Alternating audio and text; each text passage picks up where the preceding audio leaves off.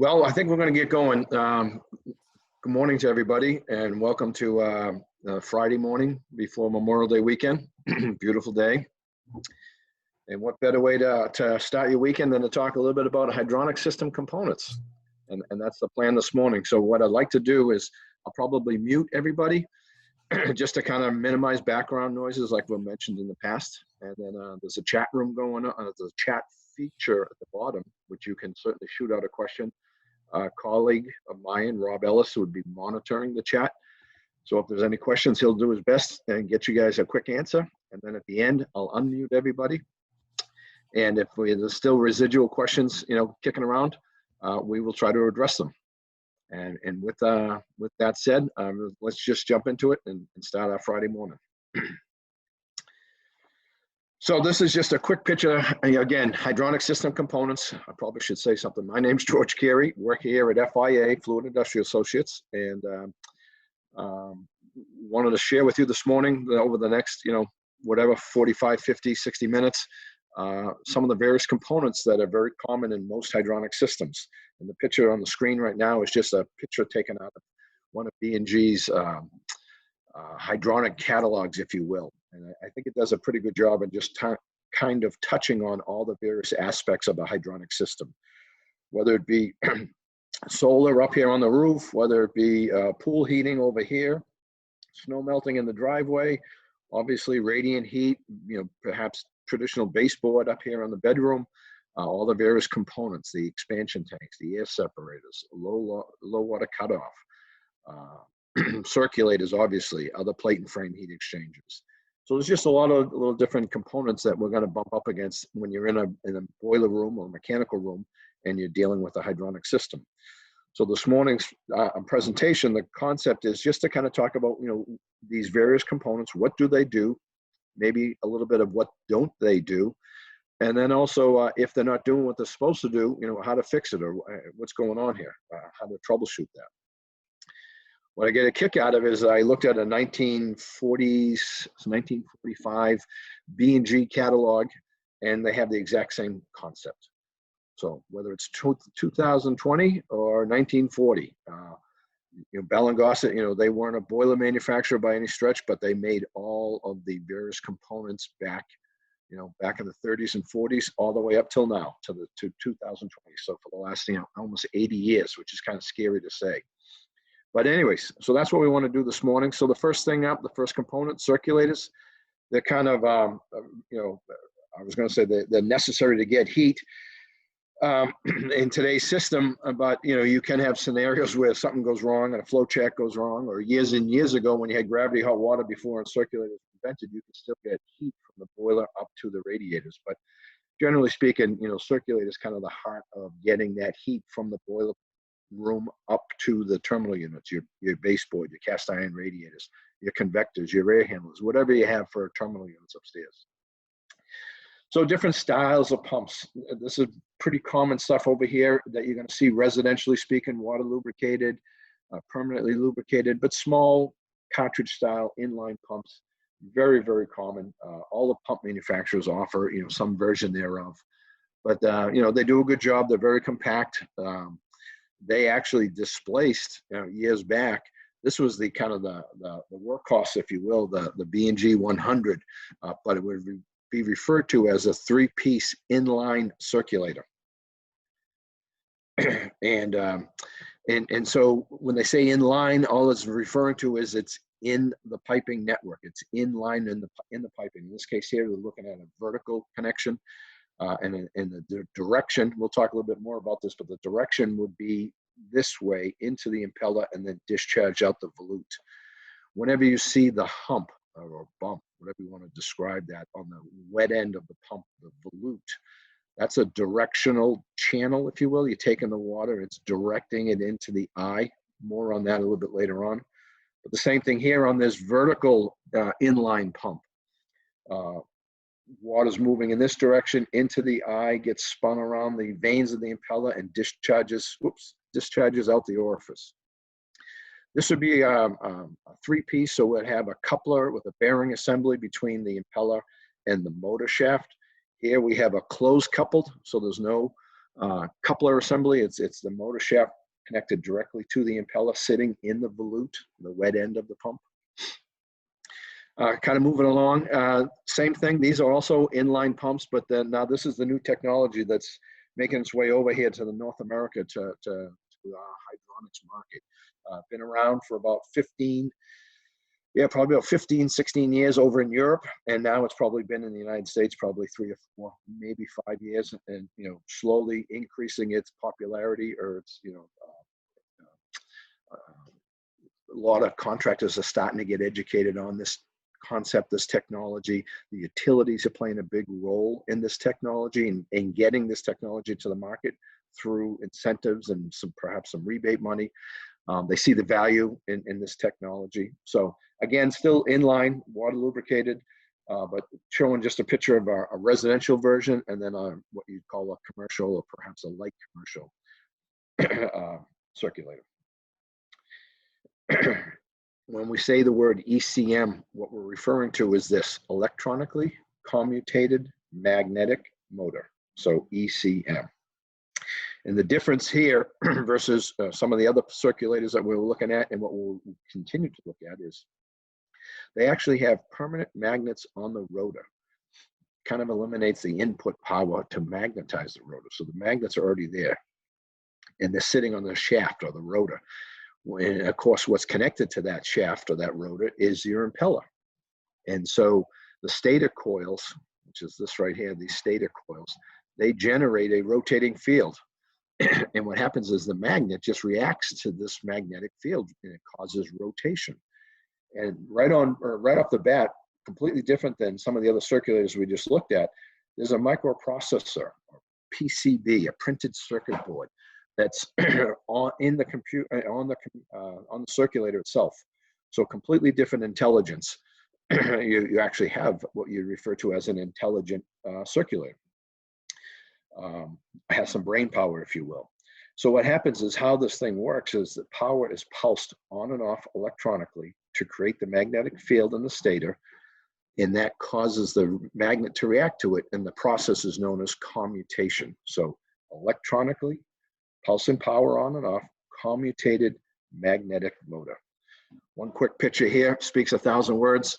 I'm not going to spend a lot of time in ECM this morning because we actually do a class dedicated to the subject, but just real quickly, the color green represents the north pole of the magnet, and the red represents the south pole. So the magnet's just sitting there, and all of a sudden the stator starts pulsing electronically this on and off magnetic field, and the magnet just reacts. Just the opposites attract, right? So the faster you pulse it on and off, the faster the rotation, and conversely, the slower you pulse it, the slower it rotates. The benefit of all of the speed control has to do with energy consumption, kW consumption, and that's what's driving the utilities' interest and providing incentives or rebate money to try to get that technology, because they see the benefit of the reduced energy or waste of energy consumption that can take place. Kind of continuing on, now we're getting into some of the bigger boys, larger capacity, commercial, college campuses, hospitals, large apartment buildings, where you get into what the expression is base-mounted end suction. Oops. So sitting on a base, end suction. So the entrance of the flow of water is into the eye through here, through the end, rotates around the impeller and discharges out the top. Same thing on this little foot-mounted closed coupled end suction. Water enters into the eye of the impeller through the end of the pump, rotating along through the volute around the vanes of the impeller, and discharges out the top. So this would be referred to as a base-mounted pump. Very, very popular. It's kind of the way that three-piece Series 100 was a workhorse of the residential, the B&G, and there are other manufacturers, obviously, that offer this, in a base-mounted pump, but the universal is what it really started off as, years and years ago, but very, very popular in commercial applications where you have these higher capacity flow rates and correspondingly probably higher heads. So at the end here, we got a motor sitting on a frame on the base. We have a coupler that's protected, just meeting ASHRAE standards and OSHA standards. We have a couple of guard, a bearing assembly, and then inside here is where our impeller will reside, sitting inside the volute. Now, when you get into really big capacities, now you're getting into what they refer to as split case pumps. You know, and again, frame mounted or base mounted, sitting on a frame with the coupler guard, with a bearing assembly, with a motor sitting on a frame back here. This is really, really high capacity, high flow rates, large chilled water, again, distributing through a hospital, a college campus, whatever the application may be. But it's a high capacity pump. The thing I want to point out to you and try to, if you can see this, when they say split, what they're referring to is the flow rate is so high that to try to reduce the load, when you have really high flow rate hitting this eye of this impeller, there's a tremendous amount of load and thrust on the bearings and on the impeller back here. So what they came up with, the engineering community came up with is, pump engineers, I should say, is they created this split case.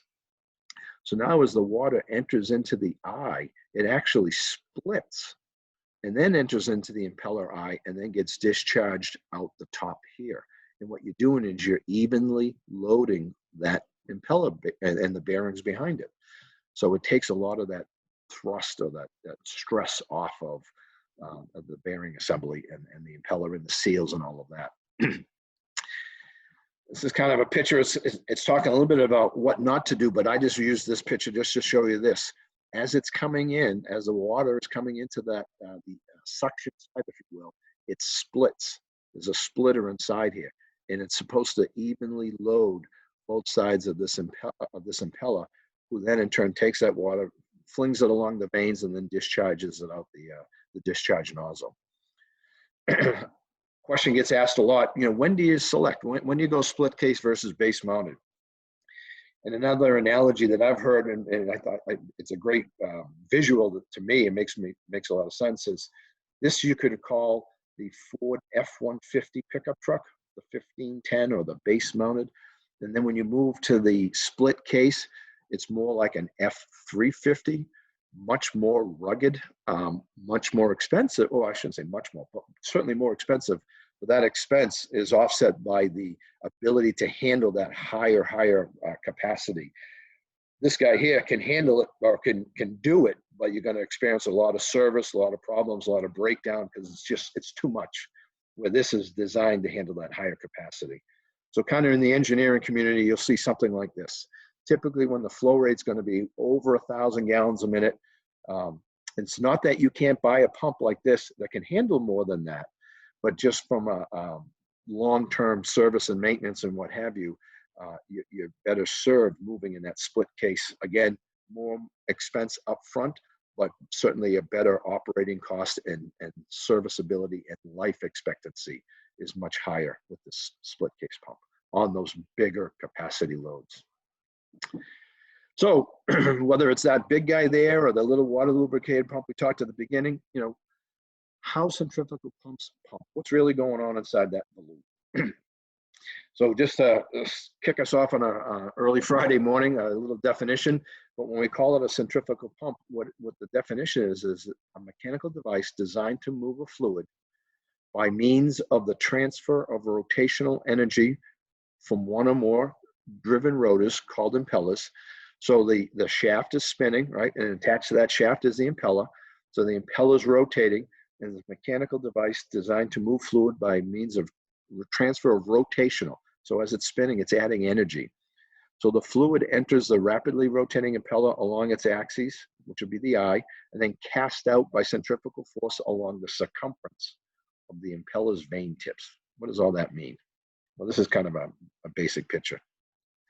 But the water is entering into the eye here, and this thing is spinning around, and the water is flung out along the veins to the very tips. And then we have a volute that kind of catches it and directs it to the discharge nozzle. And that velocity gets converted, if you will, to like pressure or pressure differential. This might be a little better picture. This would be almost like one of those base mounted pumps we were just talking about.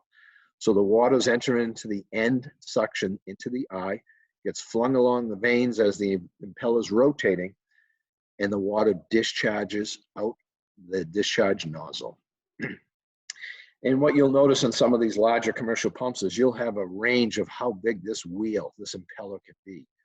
And they'll have, like, one model might have maybe a full cut is the expression. A full cut impeller might be as big as, say 9 or 10 inches.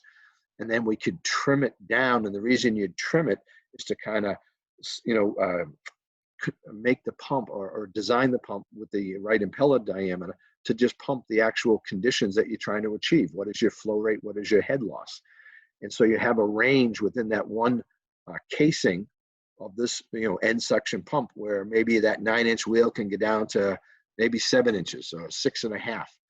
And the reason they stop at a certain point is as that impeller gets smaller and smaller, so this space here gets wider and wider, you're really impacting your efficiencies in a negative way. And you'll have a higher percentage of the water that is spinning around here will just recirculate back into the casing here, into the volute. So that's very inefficient. So they have a certain range. And at some point you say, okay, I either need a bigger casing or I need a smaller casing. But that's what's going on. The main thing is to understand that the water is entering into the eye, spinning along the veins and through centrifugal force, adding velocity to the water.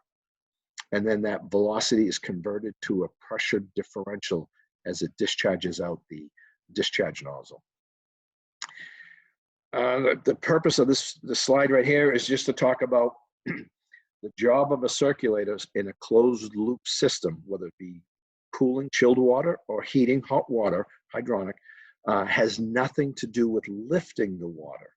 The job of a circulator is just to create a pressure differential which causes circulation. So the picture over here of this Ferris wheel is the job of that motor on that Ferris wheel is not to lift these chairs up. The job of the motor on that Ferris wheel is just to overcome the frictional resistance that exists on getting that wheel to turn. Whatever energy is required here, lifting, is gained by these chairs falling, if you will. Whatever energy to lift is gained by this column of water falling. The job of this circulator in this closed loop system is just this frictional resistance. It's not lifting the water up, the water's already there. We've got a pressure reducing valve and an expansion tank that ensures that the water's there. But as he creates this, we'll get a little jumpy here. As he creates this differential right here, discharge high, suction low, high, wants to get back to the low, and his path is through this circuit here. How many gallons a minute am I looking for? Well, that's all about designing heat loss, flow rate. It's another conversation. But as I'm moving that particular flow rate to provide the heat to the necessary rooms, I'm going to encounter frictional resistance along the walls of the inside walls of the piping and the radiation. I need to overcome that. That's why when you're looking at circulators, you're looking at pump curves, we're talking flow rate and head loss, pressure differential and feet of head. What's my frictional resistance? Has nothing to do with the height. This same drawing here, I could turn it on its side and it's the same circulator. Has nothing to do with the height of the building. And that's just sometimes a misnomer in the industry you just want to recognize. Circulators in a closed loop are not responsible for lifting water. The water's already there. We just want to circulate it and overcome the frictional resistance that's caused as we create this circulation. So here's it's an older picture, but it still applies to today, and it's showing a horizontal plane. We don't have any vertical lift in this particular system. The pump is off, and the fill valve, if we will, in the expansion tank are set to 12 psi, and that's what we're showing throughout the system. And then when we turn the pump on, and the pump can create 20 psi pressure differential in this example, that gauge on the discharge of that pump immediately goes to 32. So I have high at the discharge, 32. I have low at the suction, 12. I've created a 20-pound differential. And so I can create circulation, and I'll move my certain design flow rate through this piping network. Now you'll notice that 20 psi is diminishing as it moves through the piping. It's not lifting the water, it's just overcoming frictional resistance that's being caused as the water is rubbing along the inside walls of the piping. And you'll get to the point where you're back to zero at the suction of the pump. That doesn't mean 0 pounds gauge. It means this pump head of 20 PSI is all consumed by the frictional resistance of that system. When you look at pump curves, again, like we just started to talk about, flow rate on the bottom horizontal line here is the capacity of the pump. Over here on the left-hand side on the vertical is a total head in feet pressure differential. What's my frictional resistance? What can I overcome? And then they have these various model numbers showing like this is a range that each one of these circulators can operate in. So depending upon your particular system's design, flow rate, and head loss, you start looking at, you know, what particular pump meets that criteria. That's how we use pump curves. This wheel right here, you know, which is a separate whole class, the system sizer. In fact, I think we have one coming up sometime next week. This is a great tool to help you do this. Figure out what's your required flow rate. And then once you know your flow rate, you got to pick a pipe.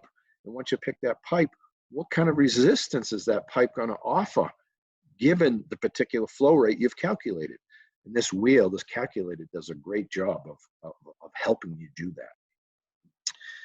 One quick question, circulator location, does it matter? And what we mean by that is, do you put the pump on the supply, do you put it on the return, or, you know, does it really matter? Where do you put it? We actually did a class a couple of weeks ago on pump location and the point of no pressure change, so we're just going to touch it real quickly. And what they're showing here is in this orientation, when I have a pump on the supply, and what I mean by supply, pumping away from that expansion tank, that compression tank, the solid black line is the system pressure. The dash marks indicate when the pump turns on, what do I do to that system's pressure? I positively increase it. And the greatest increase is going to be right at the discharge of the pump. And naturally, if you were to have gauges throughout the system, you'd see it positively pressurizes, increases from the fill pressure, but it starts to diminish. And the reason for that is the system is eating up, if you will. It's consuming the energy that the pump developed as he's moving, or it's moving the desired flow rate through the system. But this is all positive. Everything's an increase. And so that's the expression is pumping away from the expansion tank. Versus this scenario, which does happen every now and then, not as much as it did years ago. But if I have the pump on the return pumping at the compression tank, the expansion tank, any of my pressure differential that I can develop shows up as a drop in pressure. Now, in the pump world, the circulator world, in a closed loop, whether this drops or the other one increases, there's still a difference. This is high, this is low. I'm going to have circulation in the right direction. The problem is, what have I done to the system's fill pressure? It's static pressure. I've lowered it. And in bigger systems, I can actually lower it enough to get into a vacuum. I can pull in air from high points in a system. Nothing positive comes from this, putting the pump on the return. So to explain it very, very quickly, and this actually comes from a drawing that Gil Carlson, who kind of promoted this concept to the industry, the engineering community, you know, 60 years ago, give or take, 55 years ago. And so what he's showing here in this very simple drawing is this. This is a piping system. This is a complete system, whether it be a chilled water or heating or both. Filled with water, I have an expansion tank that, in this case, the drawing he made was with the old compression tank, but the reason for that was that's what they were using back then. And then diaphragm tanks bladder tanks made their way into the market. Now they're the tank of choice, of course. But anyways, what he was saying, all he simply said was this: can this circulator, when it turns on, can it put water into this tank? And if it can, what happens to the water that just left this completely closed and filled system? What happens to that? Do we create a gap? Because Mother Nature hates a void or a vacuum. If we were pumping in the other direction and we were moving away from the tank, could we take water out of the tank and put it into the pipe-in network? And we know water isn't compressible, so where would that, how can we get that water in to that system that's already completely filled? And a nice quick visual would be if you take a glass of water and you fill it to the top and you pour more water in, can you stuff more water in? No, it's going to fall all over the side of the glass and onto the counter. So the pump can't put water into the tank and it can't take water out of the tank. So if I had a feed valve, say I had a feed valve connected here and I opened it and I had street pressure coming in, could I put water into that tank? Yes, I could. Why? Water's not compressible, but air is. So I can compress the air, squeeze it, and I can have more water enter in here. And in the process, I would change the pressure in that tank, which means I would change the pressure at that connection point. So say I forget the fill valve for a second, and over here I got this boiler that's sitting here, and I fire the boiler up, and I heat the water, and the water expands. Where's the only place this expanding water is going to go? It's going to go into the tank because I can't compress the water, but I can compress the air. And in doing so, I increase the pressure. And if I was to go down here at this boiler and look at the gauge, the pressure gauge on the boiler as the boiler's firing, I would see the pressure start to climb. Well, the reason it's climbing is because I'm squeezing the gas, I'm squeezing the air. It's increasing in pressure. Of course, the job of this tank, and we'll talk about it shortly, is as this pressure rises, I don't blow the relief valve on the boiler. So that tank has to be sized properly. So if I forget the boiler and I forget the fill valve and I simply just walk over and I turn the pump on, can he change the volume of water and air relationship? And the answer is no. And if that's true, which it is, then I can't change, the pump can't change the pressure at this point. That connection right here became known as the point of no pressure change. So when a pump is on the return, pumping at the expansion tank, the net result is this: the system's fill pressure is dropped. It's lowered by the differential of the pump. If I'm pumping away from that tank, the net result is this: the pressure of the system's static pressure, fill pressure, is increased in a positive direction. So that's the end of that story. Pump away from your compression tank, pump away from your diaphragm tank, and whatever that differential the pump can develop, it's positive. It increases the system pressure. It doesn't bring air out of solution. It doesn't allow vents to enter into a vacuum condition and start sucking air into the system. It doesn't allow the pumps to cavitate. When you get into larger commercial pumps, that can happen. So always pump away from the connection point where the expansion tank ties into your hydronic system. Next up, flow control valves, are sometimes called flow checks. Why were they developed? Why was a flow control valve developed? And it goes back to, when we first started putting in a boiler or converting a gravity hot water system to a forced pump, or a booster pump was added to using a circulator, to circulate the water through the system. And it wasn't uncommon in these residential hot water boilers to not only provide heat upstairs to your cast iron radiators or your convectors, you'd also have one of these sidearm heaters. B&G played in that space for a while, but it was to produce domestic hot water. And whether it was direct or through a storage tank out to the fixtures, the boiler would then have to stay hot all season long, all year long, so that you had hot water all year long. And in doing so, you had this very hot, light water that wanted to float up, and a colder water that would want to fall. So they quickly realized they needed to put this, and that's the term they come up with, a flow control valve, a weighted check that would act as like a kind of a gatekeeper, so to speak. Until this differential that was created by this booster came on, this check stayed closed and wouldn't let this gravity circulation to take place. It would prevent overheating at the end of the day. So quick snapshot of a couple of versions of Bell & Gossets. Again, like other manufacturers, there are others out there that offer the same concept. But we're showing a sweat check. So you're using copper and you're sweating the connection. You have a flange as you get into some of the larger straight patents here. Larger sizes, 2.5, 3 inch, you have an angle. And on the smaller ones, 3/4 up to 2 inch, They actually called it an SA, a straight or angle. And all you do is plug whichever port you weren't using. So if you're going straight through, you'd plug the bottom. If you're doing an angle, then you'd plug the other horizontal inlet. Very popular, been around for a long time.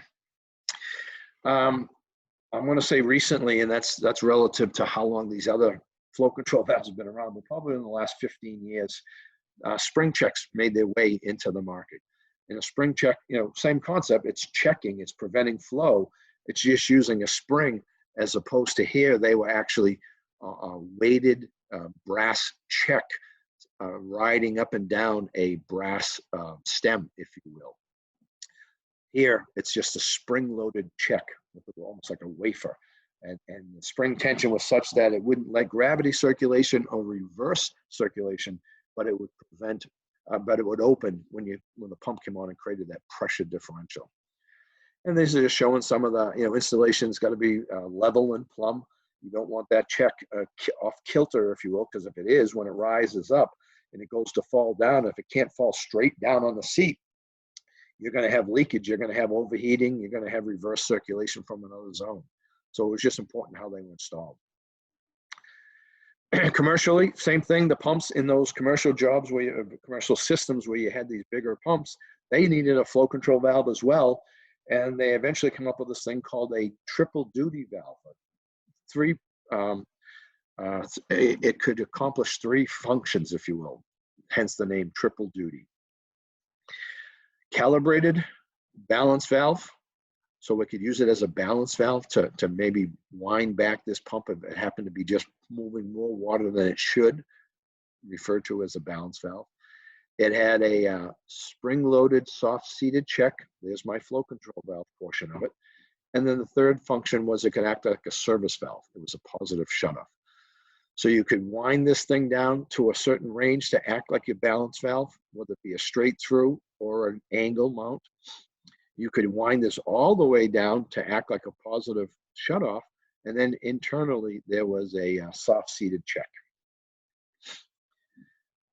Real quick, just comment on this: suction diffusers.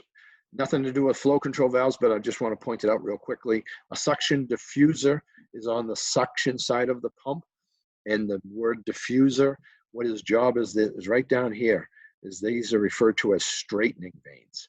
And the straightening vanes are important so that as this water enters into the eye of the impeller, that impeller is loaded evenly.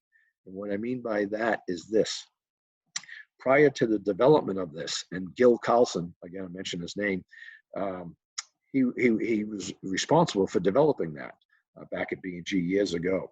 But prior to that, the hydronics industry realized that when you took this drop, this return drop, hit this elbow, if you happen to locate it very close to the inlet of the pump, which why would you do that? Probably for floor space savings in the mechanical room. They were experiencing all kinds of seal problems, bearing assemblies, failure, etc. And what it was the velocity of the water on one side of that elbow was different than the velocity of the water on the other side of that elbow. And it would unevenly load the impeller. So the pump manufacturers got together and they realized, they said, look, to try to correct that issue that's taking place right at the outlet of that elbow, give it a straight run of at least 5 pipe diameters. And then that water would kind of smooth out the difference in velocities here and here would match, so that by the time you get into that volute and into the eye of the impeller, it was loaded evenly. When they came up with this, all they did is they used these straightening vanes that accomplished the same thing that the 5 pipe diameters did years ago. And then it just provided a lot of space saving in the mechanical room. Real quickly, a gentleman presented this problem. He was trying to troubleshoot a problem that a customer of his was having. And he didn't do the installation, he was just servicing it. And what had happened was, originally, this was a boiler with 2 zones. We had a first floor heating zone and a second floor heating zone. And then at some period of time, the owners of the house decided to renovate, do the basement over and provide heat, like a family room down in the basement. So a contractor had come in and did that. He added a 3rd zone, added a takeoff, provided the baseboard and thermostat and what have you. And the complaint was The second floor, every now and then, couldn't come up to temperature, couldn't get warm enough. And it wasn't every time. It wasn't every time the thermostat called, but enough times that it was a problem. And so the homeowners had called and reached out to this contractor. He came out and he, kind of made a sketch and a drawing. And it's another example of showing of what a flow control valve does. Because in addition to preventing gravity circulation, flow control valves prevent reverse circulation. And what I mean by that is this. The guy who did the original adding the third zone kind of cheated the system. And what I mean by that is he tried to take advantage of just using that existing second floor flow control valve as his flow control valve, but that's not the case at all. He just clearly didn't understand how a circulator does what a circulator does and how the path of the water, the path the water will take when given the opportunity. And so when the basement zone was off and the second floor called, what happens is I have my high pressure, even though it's on the return, I have my high pressure here, my low pressure there. I'm dropping the system pressure. But more importantly, when I hit this T, which way do I go? Which path do I take? And what was happening is with that third zone off, the basement zone off, the water had two options. I could go through the boiler or I could go this way. And what was happening is the majority of the water was going this way. Some of it went through the boiler, picked up some BTUs, but got blended down by the mixing here, and the water was just too cool through the second floor baseboard, and it wouldn't get the room up to temperature. And then oddly enough, as soon as that basement zone called and this pump came on, all of a sudden the direction of flow, all of it had to go through the boiler, pick up the BTUs, up to the zone, up to the basement zone. Everything was fine. So it was kind of a random thing. But the point of it all is we need a flow control valve on each individual zone so that we prevent this from happening. So that's another function of a zone valve, a flow control valve. So how many do you need? Generally speaking, it's only going to be one. But years ago, it wasn't uncommon to have two flow control valves. And in today's systems, every now and then I'll bump up against it where just the moon and the stars align just right, and I'll have reverse or heat migrating to an off zone. So heat going to cold within the single pipe. Sometimes I refer to it as single pipe thermal migration. But anyways, and the way to solve that is just on that particular one instance, put a flow control valve on the return or create a thermal leg, thermal drop. Either way, you just want to prevent that heat going to cold. So next up, air separators. You say, okay, well, almost every hydronic system should have an air separator. And the question sometimes becomes, well, where does the air come from? Well, it comes right from the water we're using to fill the system, H2O. There's oxygen in that system. And water holds air in solution based on the temperature and the pressure of the water.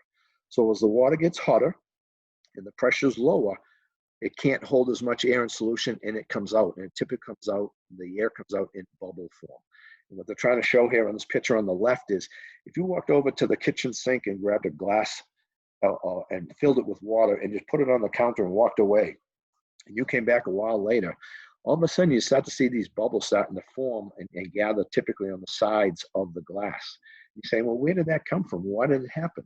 Well, two things occurred. One, we dropped the pressure on the water from city pressure to just whatever the static weight of this is in the glass.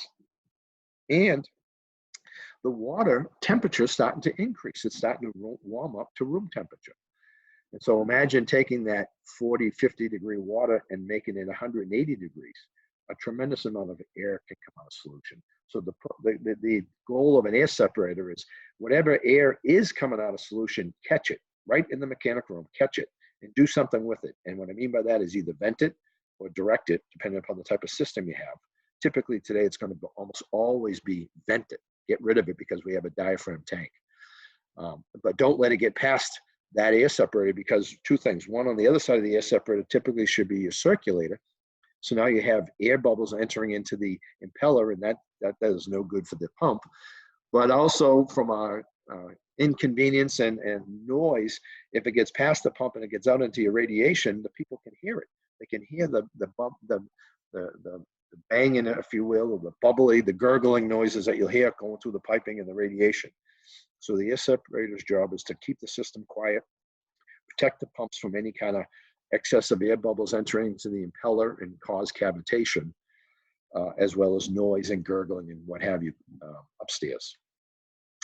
So 100 years ago, give or take, maybe even more, gravity hot water was the method of providing heat, and they would have an expansion tank because you need expansion tanks, which we're about to talk about, to accept that expanded water. But also the expansion tank back in the day, back in the gravity hot water days, also acted as the collection point for air. And because the velocity in a gravity hot water system was so subtle and so slow, the air bubbles could just rise by buoyancy, by Mother Nature, find this connection point here and make their way into the tank and then get vented out through the overflow pipe. This was a very unique system. It was a Mills overhead. And what would happen is the basement would have the coal-fired gravity hot water boiler, and he'd take an express riser right to the attic. And then he'd pipe from here and feed down to the various floors. Very unique system. So anyways, when I say you have an air separator and you either vent it or direct it, here's an example. If I had an old compression tank, old steel compression tank, I don't want to vent the air out to the atmosphere. I want to catch it and direct it to the steel tank. That's just a concept called air control. Today, we're going to use what we refer to as air elimination. We want to eliminate the air, get rid of it, because the air that I need in the expansion tank is already there. I got a butyl diaphragm rubber here. I got a Schrader valve. I've got a charge of air that exists that's going to help this expansion tank do its job. So whatever air I release from the water as it's heated, I don't need it. Get rid of it so it's not a problem in the system. So air elimination, air eliminate. Catch it right at its source. And so there's different components that you could use. This is called an air separator, or inline air separator, or an air scoop is a very popular term in the industry. And the way it works is it uses velocity as its means for separating the air from the water. And what I mean by that is a lot of times this is viewed as just a commodity. An air scoop's a commodity. But there was some engineering involved. So whatever size diameter I have here, what size pipe am I connected to? When this thing is manufactured, the diameter of this is such that the water that's normally moving at 4 to 5 feet per second will drop down to about 6 inches, or a half a foot per second. It slows right down. An analogy would be like the wide spot in a river. And in doing so, the air and water that enters this, with a slow velocity, the air is allowed to float to the top and either go to that standard old compression tank, or more commonly today, get vented out through an automatic air vent. And then it would be reduced back down to the pipe size, the velocity picks up, and we're back to pumping onto the system. One key element to having these things work properly is the manufacturers always said, look, give me a straight run of pipe of about 18 to 24 inches. And the reason for that is this: as the water in the air bubbles are coming out of this boiler, as the boiler heats the water, it's coming up this riser and it hits this elbow. Well, as it makes this turn, it's very turbulent. And so a lot of those air bubbles are riding at the bottom of the pipe. If you put that scoop back here, you really minimize the efficiency of that air separator. But if I give the air separator a straight 18 or 24 inches of straight run, Mother Nature takes over and the bubbles of air ride to the top of the piping and allows the air separator to do its job. Another technology, and nothing to do with velocity, really has to do with coalescing. So they use these coalescing mediums, these stainless steel fingers, thousands of them, sit inside this diffuser here. And so now as the air bubbles enter in, they have surface tension. They have a place to gather, whether they're larger bubbles or even these small micro bubbles. And this coalescing medium catches them. And when enough small bubbles get together, they become a large enough, buoyant, bigger bubble, and they'll typically vent right off the top and out through the high capacity air vent that's on the top. So it's a different technology, a different method of separating air from water. A third device would be what we refer to as a low loss header. And traditionally, a lot of times this is referred to as a primary secondary header, and that's kind of its primary application. But because of the inherent nature of the low velocity, the quiet zone, it's also a great place to separate air from the water and vent it out a high capacity vent. And that's what they're trying to show here. So it acts like a primary secondary header, but again, that air that's coming out of solution, coming from your boiler plant as the boiler heats the water, as that air and water enters this device, the velocity is very, very low, and we can take advantage of that. So low, in fact, that again, when they're manufactured, there's some engineering going on here. So whatever the velocity is, in this case here, a 2-inch pipe, 40 gallons a minute, about 4 feet per second, this area here is engineered such that the velocity drops to less than 1/2 foot per second. So take advantage of the quiet zone. I can act like a primary secondary connection, but as importantly, I can act like an air separator. And then the air gets directed to the top and vented out of the high capacity vent. A third device that's used very commonly is a roll air troll, and that's used in commercial applications. And that uses the principle of centrifugal force, which we actually talked about earlier this morning on how a circulator works. So here's a better picture. And they have what they refer to as tangential connections. So they're on the same side, one's at the top, one's at the bottom. For this flow to get to that, it's creating this centrifugal force.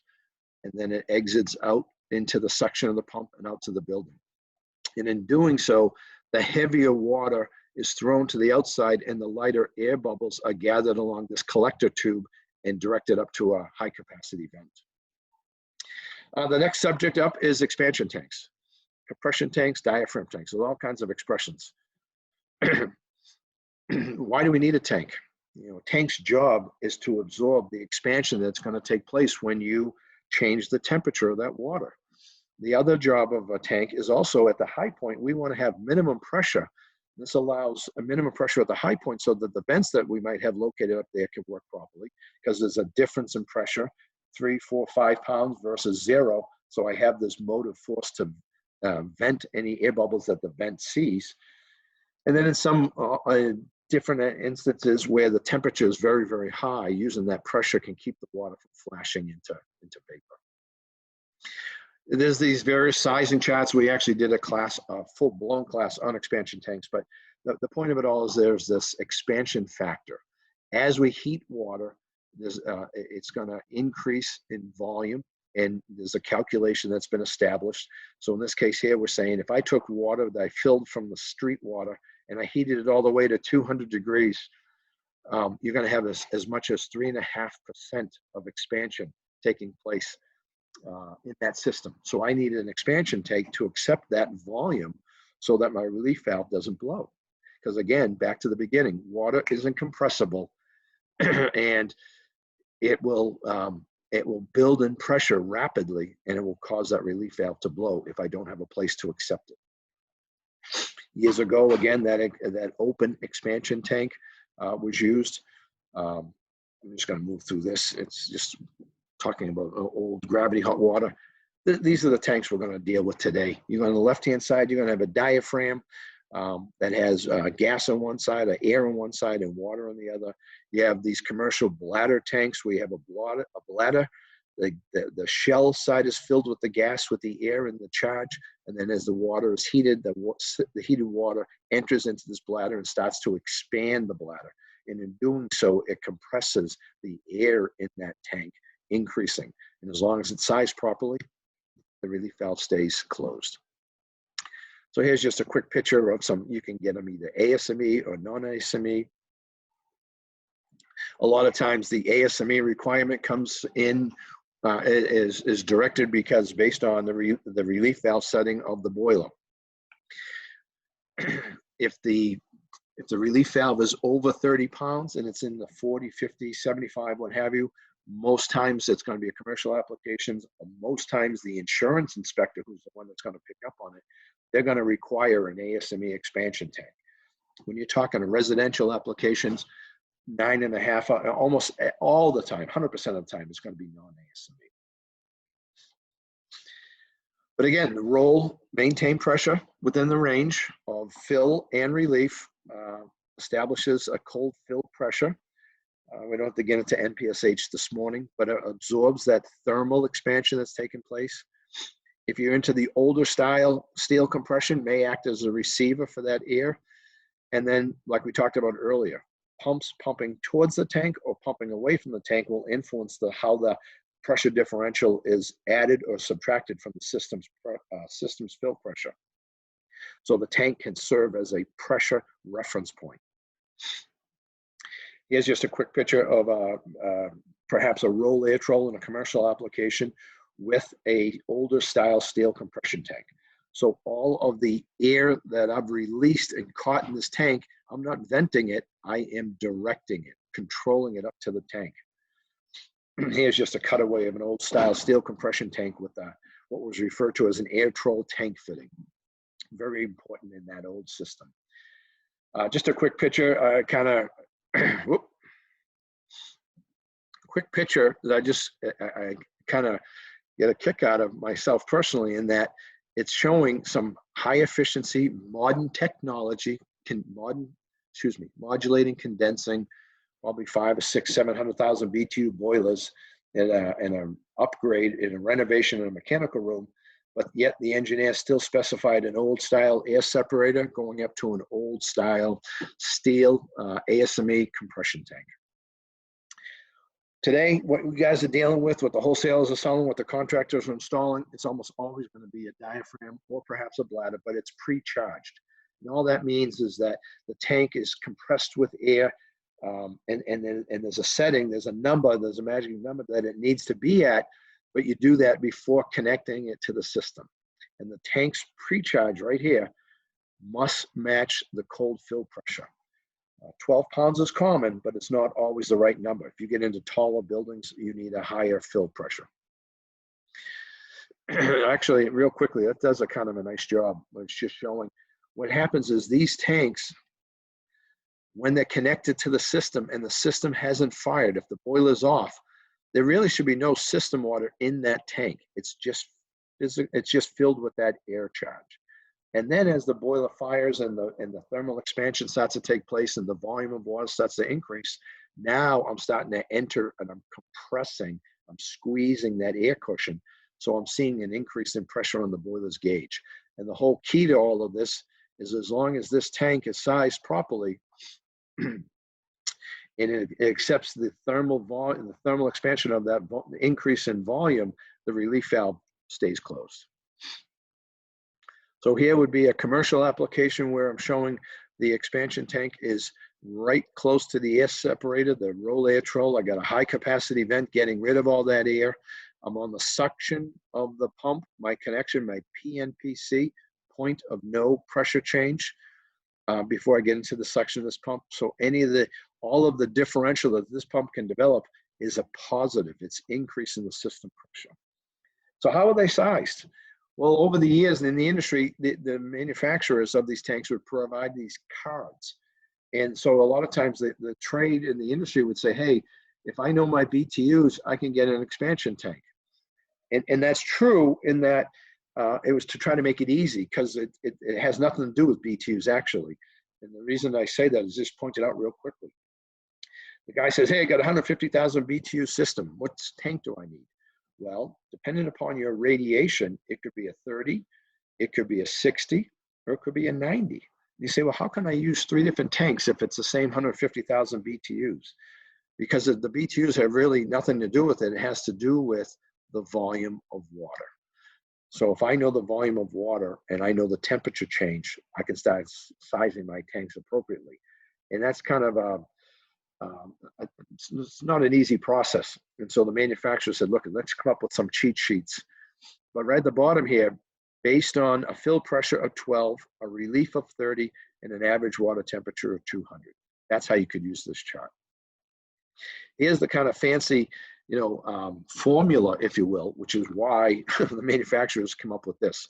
No one wants to sit down and deal with that.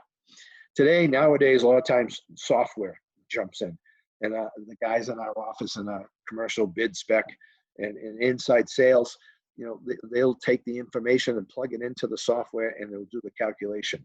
But just know behind the scenes, that's what that software is wrestling with, is this.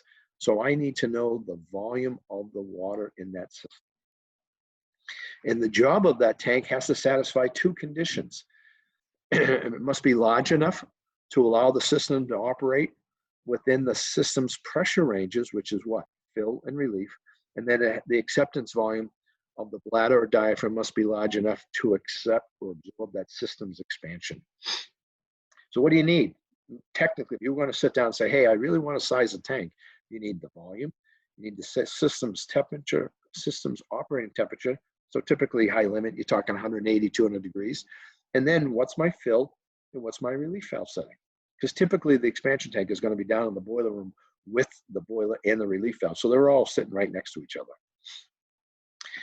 Here's a picture, and it's getting into some nitty gritty details, but it's saying this: if the net expansion is 3.5%, and that means I'm going to say 200 degree water, and the system contains 500 gallons, when I do the math and I say, okay, 0.035 times 500, okay, I have an additional 17.5 gallons, and that's going to go into the tank. And when it goes into the tank, what am I doing to the cushion, the air pressure? Well, I'm increasing it, so that pressure's got to rise as the volume is decreasing on the air side because of the thermal expansion and the hot water entering into the tank. So it's doing a good job of showing that you have a certain pressure and volume right here when it's cold, and then as that thermal expansion takes place and now this expanded water is coming in here, well, the pressure's increasing because the volume is decreasing. So that's that on expansion tanks. Let's move in real quickly into PRVs, or pressure reducing valves. The job of them is to take the city pressure, knock it down to the appropriate fill pressure that's needed to make sure that all of the piping and radiation in that particular closed system is filled and under pressure with the appropriate amount of water. So it really has everything to do with just the height of the system. How high from that fill valve boiler relationship to my highest piece of radiation. I want it filled and I want it under pressure. So why are pressure reducing valves typically, when they come out of the box, they're set from the factory at 12 PSI? It's a function of the height of the system, and the majority of these applications are two-story buildings, two-story residential homes. So when you do the math and you say, okay, from here to the high point, technically it's only about 8 PSI. So you say, why are they set to 12? Well, because we always want to have positive pressure. So whatever it takes for you to get that water up to that high point in PSI, add 4. That becomes your cold fill pressure setting. And here's just a better visual saying, to calculate the required fill pressure, divide the number of feet from the fill valve location to the highest point. So whatever it takes to get to that high point, divide it by 2.31. All you're doing is converting feet into PSI and then add 4. And that becomes the positive pressure at that high point, at whatever building you have. And then, like we just mentioned earlier, when you have that diaphragm or that bladder tank, before you connect it to the system, make sure you pre-charge it to that exact setting. And now they're working hand in hand, because when you connect that tank to that cold system, I don't want any water in there. That tank is sized to just accept the heated water. That's it. Where's the best place to locate a PRV, pressure reducing? Ideally, on the line that has the point of no pressure change, wherever our expansion tank is located. That is ideal. And then we have no issues with the valve. See it right over here, or pressure reducing on a commercial application. It's very, very close to that point of no pressure change line.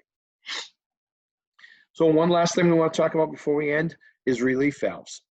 Engineered in accordance with Section 4 of the ASME Boiler and Pressure Code. They're very, very important. Hopefully they're never used, they're never active, but they're there for a reason, to protect. So 2 things: the pressure setting must match the boiler's maximum rated pressure, and it also has to relieve the capacity, the relief capacity, excuse me, has to meet or exceed the DOE heating capacity. So a boiler manufacturer says, look, I'm rated at 30 PSI. I don't want to operate any higher than 30. I'm not rated for that. So that's the first part of the equation up here. I got to be able to relieve at that 30 PSI. The other part of it is, okay, well, how many BTUs can you develop, Mr. Boiler? Because that relief valve better be able to unload it. Because if I can open at 30, so I'm meeting one part of the equation, but I can handle 500,000 BTUs, and the boiler can produce, 2 million. Well, as it's firing and it's getting to that pressure, and the relief valve is opening because it's saying, hey, I'm at that 30 PSI, get rid of it. I can't get rid of it fast enough. So relief valves have to meet two criteria. Whatever the pressure rating is of that vessel, whether it's a heat exchanger or a boiler, also what are the BTU capacities of that heat exchanger or that boiler? That's the job of the relief valve. So you'll see them listed. They come both in PSI, what's my pressure rating, what can I relieve at, and then also, as importantly, what are the BTU capacities that I can support, that I can discharge, so to keep that boiler from exploding. Very important how they're installed. If you have a leaking relief valve, a guy sent me this picture, this is absolutely unbelievable. I had a relief valve that was weeping, and they put in a close elbow and put in a second relief valve, which is absolutely crazy and a no-no, but that's what they did. This is definitely what you don't do. If you have a weeping relief valve and it's driving you crazy and you're tired of mopping up the floor, just put it into the condensate pump. It's crazy, some of the stuff you see out in the field. It's absolutely crazy. But that's another don't do that. Find out why is he relieving. Did the diaphragm tank lose its charge perhaps? And so every time the boiler fires, there's no place for that expanding water to go. So the relief valve does its job and unloads. Fix the problem. Don't hide it. And all the relief valve manufacturers, they would show. They have very specific details on how to install, in this case here, off of the boiler, coming out, what size pipe, elbow, facing straight down, get it so that it's, in this case here, they're showing about 2 inches off the floor. And the reason for that is, if an event took place and a service tech was there, or even a homeowner's in the area, and the relief valve does blow, you just don't want to get hit with scalding water. Get it to the floor. So, having said that, I am at the end of the presentation. I'm going to stop sharing my screen, and I'm going to open it up. I don't know if anyone has any questions, but if you do, this would be the time to do it.